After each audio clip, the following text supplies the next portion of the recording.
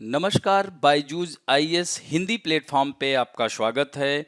आज हम लोग 19 अक्टूबर 2021 के द हिंदू समाचार पत्र का विश्लेषण करेंगे, जो कि आपके आगामी मुख्य परीक्षा एवं प्रारंभिक परीक्षा के दृष्टिकोण से लाभदायक सिद्ध हो सकती। तो आइए सर्वप्रथम इस सत्र के शीर्षक की पहले चर्चा कर लेते हैं। आज हम बात करेंगे विविधतापूर्ण भारतीय मानसून। आप देख सकते हैं कि वर्तमान समय में भी भारत के विभिन्न क्षेत्रों में बारिश की वजह से बाढ़ की स्थिति उत्पन्न हो गई है और आपदा का रूप ले लिया है। तो इसमें जो है थोड़ा सा भारतीय मानसून की चर्चा करेंगे। केरल में जो कई लोगों की मृत्यु हो गई, तो इसके पीछे क्या कारण है? कहीं दक्षिण पश्चिम मानसून का हाथ नहीं है कि कहीं स्थानीय कारण तो नहीं है? इन सब की चर्चा करेंगे। दूसरा है भारत और श्रीलंका सांस्कृतिक संबंध। तो कुशीनगर में उत्तर प्रदेश का तीसरा इंटरनेशनल एयरपोर्ट शुरू किया जा रहा है, जिसमें श्रीलंका के प्रतिनिधि आ रहे हैं। तो पहली बार हवाई यात्रा करेंगे कुशीनगर में। तो इस तरह से दोनों के बीच सांस्कृतिक संबंध में प्रगाढ़ता आएगी, उस पर हम चर्चा करेंगे। और तीसरा टॉपिक है भारत में पशुधन की उत्पादकता में सुधार।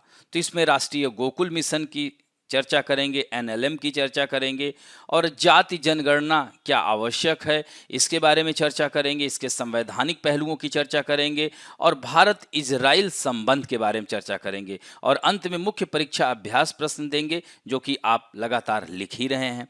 तो आइए, सबसे पहला जो है पेज नंबर 8 पे दिया गया है। इसको जीएस के third paper environment and ecology के अंतर्गत डाला जा सकता है। हालांकि अगर आप सिर्फ मानसून अगर पढ़ते हैं तो इसको भूगोल के अंतर्गत जीएस के फर्स्ट पेपर में भी डाल सकते हैं। अगर आपदा के दृष्टिकोण से देखते हैं तो इसको थर्ड पेपर में भी डाल सकते हैं, डिजास्टर मैनेजमेंट के तहत, बाढ़ के रूप में। तो बहुत सारी बातें इसमें, कई चीजें छिपी हुई हैं। तो विविधतापूर्ण भारतीय मानसून, तो भारी मानसून का सामना करने के लिए राज्यों को नदियों और पहाड़ों की अखंडता को बनाए रखना है। तो अभी यहां पर देखिए, यहां पर सबसे बड़ा, अब देखिए कि इस मानसून का जो भारी मानसून जो चरम अपनी अवस्था में है, तो इसको रोकने के लिए, यानी कि कहीं ना कहीं अगर देखा जाए तो मानवीय हस्तक्षेप की वजह से, यानी पहाड़ों को जो काट दे रहे हैं, तो इन सब स्थानीय कारणों की वजह से तो ये वर्षा नहीं हो रही है। तो इस पर जो है तो थोड़ा सा विवरण में हम बात करेंगे कि अक्टूबर में उत्तरी कर्नाटक, तेलंगाना, उड़ीसा, बंगाल, पूर्वोत्तर राज्यों के हिस्सों में दक्षिण पश्चिम मानसून के पीछे हटने के बावजूद भी कई जिलों में विनाश का निशान छोड़ रहा है। और 2 साल के बाद केरल की स्थिति आप देख रहे हैं कि 35 से अधिक लोगों की मृत्यु हो गई है। तो भारतीय मानसून, हालांकि भारतीय कृषि के लिए एक जुआ कहा जाता है, आज भी भारत की 60% एग्रीकल्चर मानसून का राह देखती है। तो मानसून एक अमूल्य संसाधन है। थोड़ा सा मानसून के बारे में अगर थोड़ा सा भौगोलिक पक्ष पे जाते हैं तो ध्यान रखेंगे कि जो मानसून है यह अरेबियन वर्ड मौसम से लिया गया है। किससे लिया गया है? मौसम से लिया गया है। इसका शाब्दिक अर्थ ही होता है कि हवाओं की दिशा का मौसमी उत्क्रमण, और ये अरेबियन वर्ड है। तो अल मसूदी पहला ऐसा भूगोलवेत्ता था जिसने भारत की जलवायु, यानी अरेबियन भूगोलवेत्ता था जिसने भारत की जलवायु का अध्ययन किया था। तो इस तरह से दक्षिण पश्चिम मानसून भारत में केरल के तट से टकराता है 1 जून को, यानी अगर हम बात करें तो अंडमान निकोबार में 25 मई को ही आ जाता है। तो इस तरह से बढ़ते हुए यह सितंबर माह तक आते आते पूरे भारत को तप्त कर देता है, तो पूरे भारत को तृप्त कर देता है। तो अब ऐसे में बात की जा रही है कि अक्टूबर में तो लौटते हुए मानसून से वर्षा होती है, तो अभी तो मानसूनी वर्षा खत्म ही नहीं हुई और लौटते हुए मानसून से वर्षा कैसे? तो इन्हीं सब बातों की यहाँ पर चर्चा की जा रही है। तो यहाँ केरल, जो कि पश्चिमी घाटों की एक विशाल खंड की मेजबानी करता है और सबसे अधिक वर्षा यह प्राप्त करता है, तो यहाँ पर स्थिति भयावह है। तो केरल में इतनी तेज बारिश के पीछे क्या कारण है? तो अभी 14 अक्टूबर को पूर्व मध्य अरब सागर में, यानी कहां पर? अरब सागर, ये वाला स्थिति है। तो यहां पर लो प्रेशर यानी निम्न दाब अगर बनेगा, विकसित होगा, तो जाहिर सी बात है वर्षा होगी। तो यह प्रणाली केरल तट के करीब चली आई और गंभीर मौसम शुरू हो गया। तो इस प्रणाली के प्रभाव में केरल ने अपने कम से कम 6 दक्षिणी जिलों में भारी वर्षा, जिसकी वजह से काफी जानमाल का नुकसान हुआ और भूस्खलन भी शुरू हो गया है इस बाढ़ की वजह से। तो इस तरह से त्रिशूर, एर्नाकुलम, इडुक्की, कोट्टायम, अलपुझा, यह सब शामिल हैं यह जिले। तो क्या वर्षा का संबंध दक्षिण पश्चिम मानसून की वापसी से है? तो इस साल दक्षिण पश्चिम मानसून की वापसी में देरी हुई है और यह पश्चिम, उत्तर, मध्य और पूर्वी भारत के क्षेत्रों पूरी तरह से हट गया, लेकिन दक्षिणी प्रायद्वीप में सक्रिय बना हुआ है। तो इस तरह से प्रायद्वीपीय क्षेत्रों में कह सकते हैं वापसी के साथ केरल सहित दक्षिणी राज्यों ने पिछले एक सप्ताह से अधिक समय से गरज के साथ बौछारें पड़ने की सूचना दी है। इवन कहा जा रहा है कि यह 20 अक्टूबर तक यहाँ तेज बारिश हो सकती है। लेकिन पिछले 4 दिनों के बारिश की वजह से यहाँ पर केरल में भी पिछले शनिवार को ही लो प्रेशर बना हुआ था। यही कारण है कि यहाँ पर ज्यादा वर्षा हुई। तो पूर्वोत्तर मानसून से जुड़े केरल में अक्टूबर में बारिश आम बात है। ऐसी तीव्र और स्थानीयकृत मंत्र अक्सर नहीं होते। इस सीजन में अगले हफ्ते तक पूर्वोत्तर मानसून के शुरू होने की संभावना नहीं है। तो ये जो समस्याएं आ रही हैं, इसके लिए हम आवश्यक कदम क्या उठा सकते हैं? तो इसमें जो है यह ध्यान रखेंगे कि नदियों के स्वास्थ्य का पोषण, उन्हें अतिक्रमण से मुक्त रखना होगा। यानी कि नदियों के क्षेत्र में लोग वहां पर रिहायशी बना रहे हैं, वहां धीरे धीरे नदियों का क्षेत्र संकुचित होता जा रहा है, वनों को काटते जा रहे हैं। असंगत निर्माण को समाप्त करके पहाड़ी ढलानों की अखंडता की रक्षा करना बहुत आवश्यक है। यानी पहाड़ी ढलानों को काट कर सड़क मार्ग जो बनाए जा रहे हैं, इन सब पर ध्यान देना आवश्यक हो गया है। इसी तरह से पश्चिमी घाटों के लिए माधव गाडगिल समिति की रिपोर्ट, उन्होंने चेतावनी दी थी। तो इस तरह से उस चेतावनी को ध्यान में रखते हुए उस पर क्रियान्वयन करने का समय आ गया है। नहीं तो प्रायद्वीपीय भारत के खासकर पश्चिमी घाट के क्षेत्रों में यह बाढ़ आए दिन यह विकराल रूप लेती रहेगी। एक तरह से और सौम्य विकास नीति की भी आवश्यकता है, जिससे कि इस समस्या से निपटा जा सके। तो इस तरह से यह सब बातों पर अब क्रियान्वयन करने का समय आ गया है। अब बढ़ते हैं दूसरी महत्वपूर्ण खबर की ओर। यह पेज नंबर 12 पे आई हुई है। इसको जीएस के सेकंड पेपर अंतरराष्ट्रीय संबंध में डाल सकते हैं। कुशीनगर ये कहाँ है? उत्तर प्रदेश का शहर है। कनेक्ट टू श्रीलंका, यानी कुशीनगर का संबंध श्रीलंका से है। तो यह सीधे सीधे अंतर्राष्ट्रीय संबंध से इसको जोड़ सकते हैं। यहाँ पर आप पेंटिंग देख सकते हैं, बुद्ध की पेंटिंग है। तो यह जो है चर्चा में है भारत श्रीलंका के सांस्कृतिक संबंधों, यानी भारत पड़ोस पहले की नीति को पूरी तरह से सार्थक बनाते हुए फिर भारत और श्रीलंका के बीच नजदीकी का एक बहुत ही अच्छा अवसर है। यानी कल 20 अक्टूबर को कुशीनगर अंतर्राष्ट्रीय हवाई अड्डे का उद्घाटन हमारे देश के प्रधानमंत्री करेंगे और इस उद्घाटन के बाद कुशीनगर एयरपोर्ट पर श्रीलंका के कोलंबो से पहला जहाज 125 बौद्ध भिक्षुओं समेत पर्यटक के साथ उतरेगा। तो यह कह सकते हैं कि भारत और श्रीलंका के बीच संबंधों में प्रगाढ़ता का कार्य करेगा यह कुशीनगर। तो इसमें सांस्कृतिक संबंध यानी दोनों इस संबंध को मजबूत करने पर सहमत हुए हैं।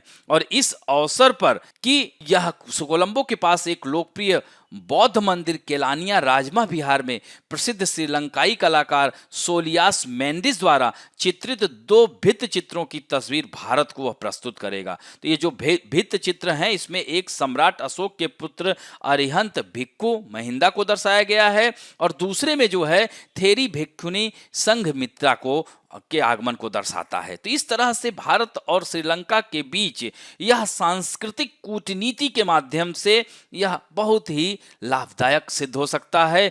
ऐसे में जो कि चीन पूरी तरह से श्रीलंका पर अपना आधिपत्य जमाना चाहता है, ऐसे में इसे हम सांस्कृतिक कूटनीति का नाम देंगे। और खासकर इस गवर्नमेंट ने सांस्कृतिक कूटनीति के माध्यम से भारत और श्रीलंका और अन्य देशों जैसे भारत नेपाल, भारत भूटान, इसका प्रयोग करके हम बहुत अच्छे से अपने पड़ोसी मुल्कों के साथ संबंध को स्थापित कर सकते हैं। तो नई दिल्ली धार्मिक और सांस्कृतिक कूटनीति का उपयोग करते हुए एक मित्र के रूप में अपनी छवि को फिर से बनाने के लिए उत्सुक हो गया है।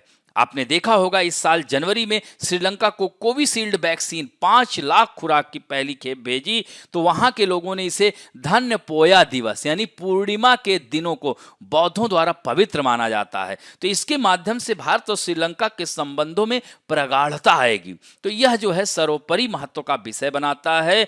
भारत में श्रीलंका के उच्चायुक्त द्वारा तैयार की गई एकीकृत देश रणनीति में यह उल्लिखित था। तो इस तरह से आप देख सकते हैं जो बौद्ध सर्किट है, हवाई अड्डे से श्रीलंका, जापान, ताइवान, दक्षिण कोरिया, चीन, थाईलैंड, वियतनाम, सिंगापुर आदि के पर्यटकों को निर्बाध कनेक्टिविटी प्रदान करने की उम्मीद है।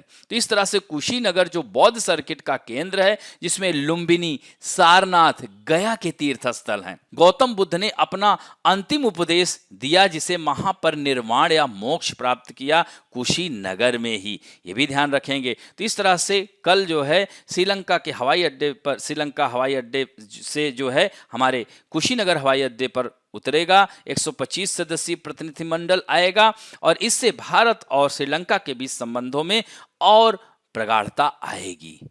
तो इस तरह से आगे की राह यही हो सकती है कि भारत सांस्कृतिक कूटनीति के माध्यम से भारत और श्रीलंका दोनों में अब मजबूती और बढ़ेगी और इस तरह से चीन को उपयुक्त जवाब मिलेगा इसके माध्यम से भी। तो भारत चाहे वह वैक्सीन डिप्लोमेसी हो, चाहे जो है यह सांस्कृतिक डिप्लोमेसी हो, इसके माध्यम से वह लगातार अपने पड़ोसी देशों के साथ संबंध को बनाने का प्रयास कर रहा है। अब बढ़ते हैं महत्वपूर्ण पेज नंबर 9 पे आया हुआ है, इसको जीएस के थर्ड पेपर इकोनॉमी में डाल सकते हैं, इंप्रूविंग लाइव स्टॉक ब्रीडिंग। तो इसमें जो है भारत की पशुधन की उत्पादकता में सुधार यानी भारत में सुधार, तो यह संशोधित योजनाएं भारत के पशुधन की उत्पादकता और पता लगाने योग्य मानकों को बढ़ाएंगी। तो इसमें जो प्रमुख तथ्य यही है कि भारत में पशुधन का प्रजनन काफी हद तक असंगठित रहा है, जिसके कारण मूल्य श्रृंखला में आगे और पीछे के एकीकरण में अंतराल रहा है। तो इस तरह से आप देख सकते हैं कि मवेशियों को उत्पादकता बढ़ाने के लिए कृत्रिम गर्भाधान, लिंग क्रमबद्ध वीर्य और इन वेट्रो निषेचन पर व्यापक पहल के माध्यम से गोजाति आबादी के आनुवांशिक उन्नयन पर ध्यान देने के लिए 2014 में राष्ट्रीय गोकुल मिशन स्टार्ट किया गया। तो राष्ट्रीय गोकुल मिशन और राष्ट्रीय पशुधन मिशन के संशोधित संस्करण में व्यक्तियों, उद्यमियों, किसान उत्पादक संगठनों, किसान को प्रोत्साहन प्रदान करके पशु, भैंस, मुर्गा पालन, भेड़, बकरी और सुअर पालन में उद्यमिता विकास और नस्ल सुधार पर ध्यान केंद्रित करने का प्रस्ताव है। इसमें सहकारी समितियों, संयुक्त देयता समूहों, स्व सहायता समूहों, उद्यमिता विकास के लिए जो है 8 कंपनियों और नस्ल सुधार बुनियादी ढांचे के लिए राज्य सरकारें कार्य कर रही हैं। तो राष्ट्रीय गोकुल मिशन का नस्ल गुणक फार्म घटक नवीनतम प्रजनन तकनीक का उपयोग करके कम से कम 200 दुधारू गाय भैंस के साथ प्रजनन फार्म स्थापित करने के लिए 2 लाख तक की पूंजी सब्सिडी प्रदान करने जा रहा है। तो यहां पर आप देख सकते हैं, थोड़ा सा जान लीजिए। राष्ट्रीय गोकुल मिशन 2014 में इसको शुरू किया गया था। इसका उद्देश्य ही है कि स्वदेशी नस्लों को बढ़ावा देने के अलावा कई अन्य उद्देश्यों पर यह कार्य कर रही है, यानी स्वदेशी नस्लों के विकास और संरक्षण, स्वदेशी नस्लों के सुधार कार्यक्रम, रोग मुक्त उच्च आनुवांशिक गुणों वाली मादा आबादी को बढ़ाकर रोगों के प्रसार को नियंत्रित करना, दुग्ध उत्पादन में वृद्धि करना, गिर, साहीवाल, राठी, देओनी, थारपारकर, लाल सिंधी जैसी उत्कृष्ट स्वदेशी नस्लों की उपयोग करके बाकी नस्लों की गायों का विकास करना है। प्राकृतिक सेवा के लिए रोग मुक्त आनुवांशिक गुणवत्ता वाले बैलों का वितरण। तो इस तरह से यह सब राष्ट्रीय गोकुल मिशन के उद्देश्य हैं। और तो इन उद्देश्यों में थोड़ा बहुत जो है संशोधन करते हुए राष्ट्रीय गोकुल मिशन के तहत उद्यमी पहले वर्ष से लगभग 180 यानी 180 पशुओं के लिए प्रति पशु प्रतिदिन 15 किलो दूध की बिक्री से आय अर्जित करना शुरू कर देगा। पशुओं में दूध डालने के बाद यह प्रजनन फार्म परियोजना के पहले वर्ष से ही शुरू हो जाएगा। साथ ही नस्ल गुणन फार्म को प्रोत्साहन देने की रणनीति में 1 लाख किसानों को यह रोजगार भी देगा। और यह इसी तरह से राष्ट्रीय पशुधन मिशन क्या है, यह भी 2014-15 में शुरू किया गया है। इसका उद्देश्य पशुधन क्षेत्र और संधारणीय विकास यानी सुअर विकास, नर भैंस बछड़ों का बचाना, उनका पालन पोषण पोषण करना। तो एनएलएम को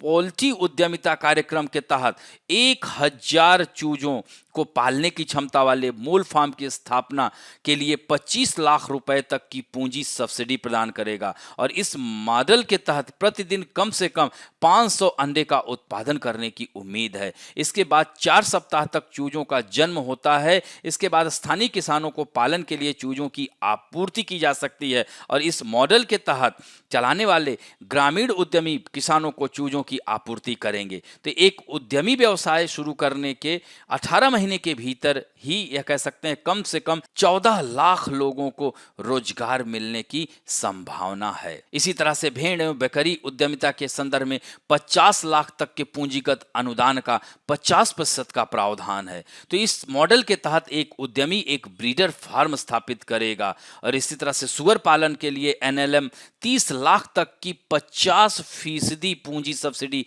प्रदान करेगा और प्रत्येक उद्यमी को 100 बौने और 10 सुअर के साथ ब्रीडिंग फार्म की स्थापना में सहायता मिलेगी, जिससे एक वर्ष में 2400 सुअर पैदा करने की उम्मीद है। तो हर 6 महीने में पिगलेट को एक नया बैच बिक्री के लिए तैयार किया जाएगा। तो इस मॉडल से करीब 16 महीने और 1.5 लाख नौकरियों के बाद 1.37 करोड़ का लाभ होने की उम्मीद है। तो इस तरह से राष्ट्रीय गोकुल मिशन और पशुपालन और संरचना विकास कोष के साथ मिलकर एनएलएम की संशोधित योजना में हमारे पशुधन की उत्पादकता और पता लगाने योग्य मानकों को नाटकीय रूप से बढ़ाने की क्षमता है। तो ये भी बहुत ही महत्वपूर्ण था आर्टिकल।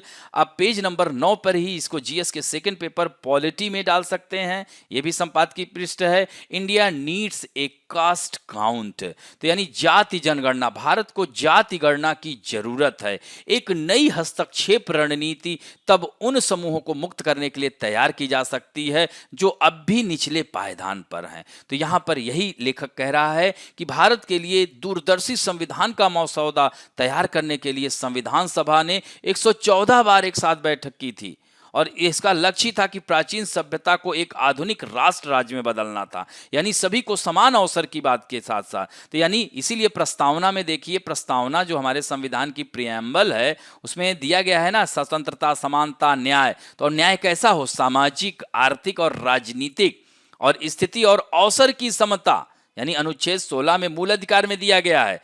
तो इस तरह से एक आर्थिक और सामाजिक उत्साह के रूप में संविधान के समतावादी निर्माण को पूरा करने के लिए आधुनिक भारत के निर्माताओं ने मौलिक अधिकारों में 3 जो है, जैसे अस्पृश्यता का अंत, अनुच्छेद 17 ये भी समानता को दर्शाता है, यानी छुआछूत से भेदभाव को समाप्त करता है। इसी तरह से अनुच्छेद 23 में मनुष्यों में यातायात जबरन यानी बलात् श्रम और अनुच्छेद 24 बाल श्रम का निषेध करता है। इसी तरह से संविधान के भाग 16 में विधानमंडलों में अनुसूचित जातियों, जनजातियों, एंग्लो इंडियन के सीटों के आरक्षण सहित कुछ वर्गों से संबंधित विशेष प्रावधानों को चित्रित करता है। इसी तरह से अनुच्छेद 335 संघ और राज्य दोनों के तहत सार्वजनिक रोजगार में अनुसूचित जाति, अनुसूचित जनजाति के लिए आरक्षण प्रदान करता है। तो इस तरह से जो मांग की जा रही है, 1990 में इस दिशा में एक कदम उठाया गया था। तब तत्कालीन प्रधानमंत्री वीपी सिंह मंडल आयोग की रिपोर्ट की सिफारिश, तो इस तरह से ओबीसी को 27% आरक्षण देने का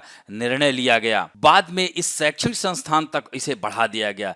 इसने एससी और एसटी के लिए मौजूदा 22.5% आरक्षण कोटा को जोड़ा, जिससे शैक्षणिक संस्थानों में आरक्षण बढ़कर 49.5% हो गया। इस फैसले से विश्वविद्यालय परिसरों में देशव्यापी आंदोलन होने लगा। सुप्रीम कोर्ट में कानूनी चुनौती दी गई। तो इससे सहत इंदिरा साहनी बनाम भारत संघ में सर्वोच्च न्यायालय ने ओबीसी के लिए 27% आरक्षण को बरकरार रखा, लेकिन आर्थिक मानदंडों के आधार पर 10% कोटा को समाप्त कर दिया। इसने आगे आरक्षण की सीमा 50% निर्धारित की और यह भी माना गया कि जाति एक सामाजिक वर्ग हो सकती है और यह अक्सर होती है। तो यदि सामाजिक रूप से पिछड़ा हुआ है तो यह अनुच्छेद 16 के 4 यानी अवसर की समानता के प्रयोजनों में एक पिछड़ा वर्ग होगा। तो इस तरह से क्रीमी लेयर की अवधारणा को भी विकसित किया गया और यह सुनिश्चित करने के लिए किया गया था कि जिन लोगों को वास्तव में आरक्षण की आवश्यकता है वे इसे प्राप्त करें। तो इस तरह से ओबीसी आरक्षण ने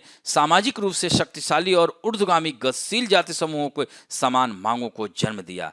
पिछली सरकारों द्वारा या तो ओबीसी के लिए 27% के कोटे या विभिन्न समुदायों को 50% की सीमा से अधिक प्रदान किए गए। तो इस तरह से अदालतों ने कई जगह चुनौती भी दी गई। तो यह जो है, अब जो यह सब बात की जा रही है, जाति जनगणना की जो मांग की जा रही है, तो यह जो है मांग जोर इसलिए बढ़ रही है, उसका निष्कर्ष यही है कि 50% बाधा को पार करने के लिए भी किया जा सकता है। तो यह यदि यह अनुभवजन्य रूप से स्थापित किया जा सकता है तो ओबीसी संख्यात्मक रूप से अधिक हैं, तो शायद यह तर्क दिया जा सकता है कि आरक्षण पर 50% की सीमा बेमानी होगी।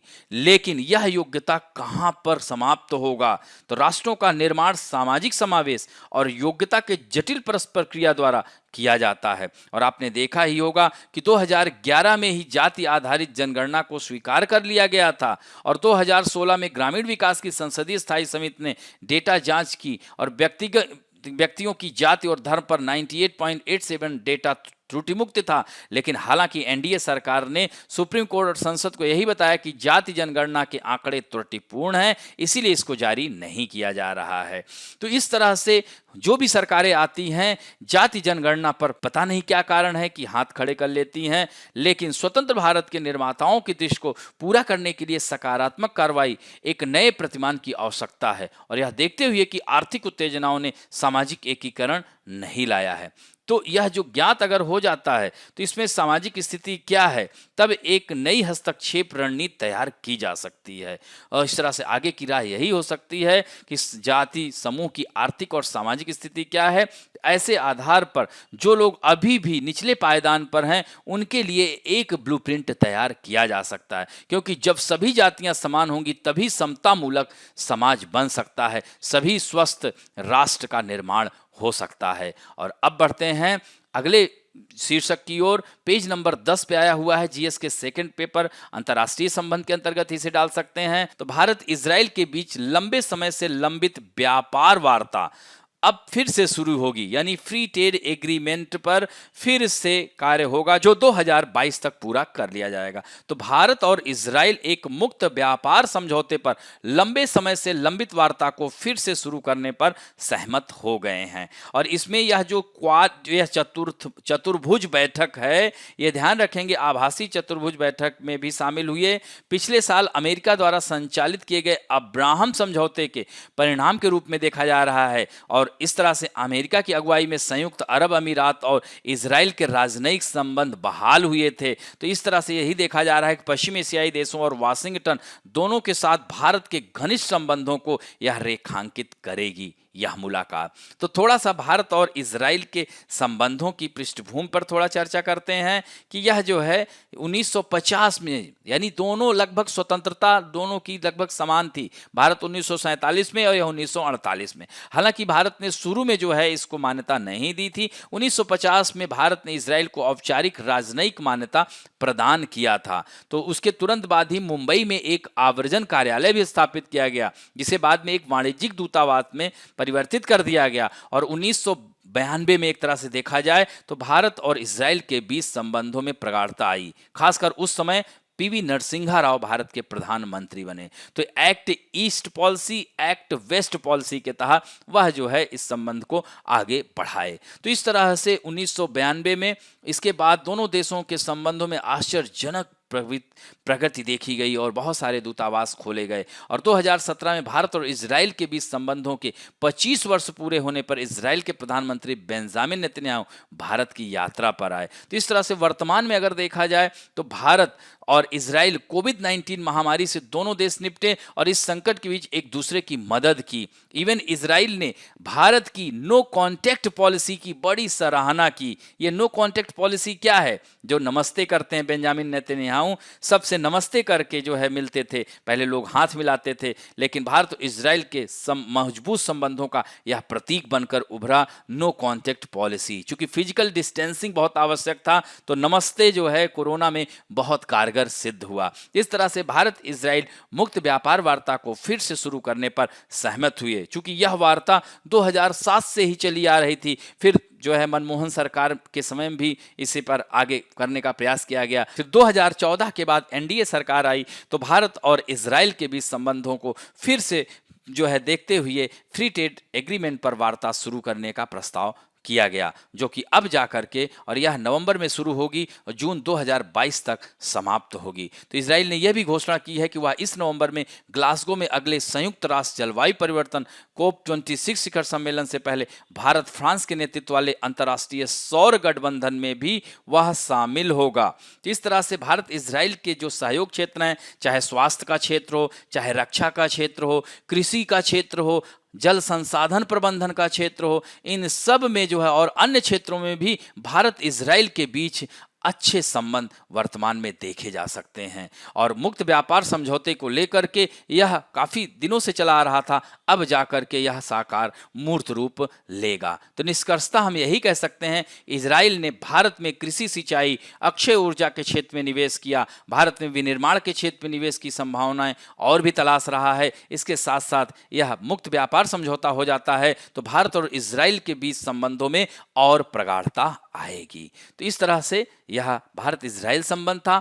और अब मुख्य परीक्षा अभ्यास प्रश्न की चर्चा करेंगे। जैसा कि भारी मानसून अधिक चरम मौसम की घटनाओं को लाता है, इस प्रभाव को कम करने के लिए राज्यों को हमारी नदियों और पहाड़ों की अखंडता को बनाए रखने के लिए कार्य करना चाहिए। तो इसको बहुत ही अच्छे से आपको विश्लेषण करना है। 3 भागों में प्रश्न को तोड़ना है, भूमिका और दूसरे में जो है मध्य भाग। इसमें जो है सभी बातों को, जैसे कि यह कहीं ना कहीं हमारी गलतियां मानव जनित और प्राकृतिक दोनों कारणों को देते हुए कि क्यों यह चरम मौसम की घटनाएं घटित हो रही हैं, क्या इसके पीछे जलवायु परिवर्तन कारण है या जो है वनों को काट दिया है और मतलब अर्बनाइजेशन को ज़्यादा बढ़ावा दिया है। तो इन सब चीज़ों को बीच में और निष्कर्षतः यह जो है यह कह सकते हैं कि इन सब चीज़ों को कम करेंगे तो इस चरम मौसम की घटनाओं को कम किया जा सकेगा। दूसरा प्रश्न है, सामाजिक आर्थिक जाति गणना की आवश्यकता का समालोचनात्मक मूल्यांकन करना है। यानी इसमें पक्ष विपक्ष दोनों को कहते हुए अंत में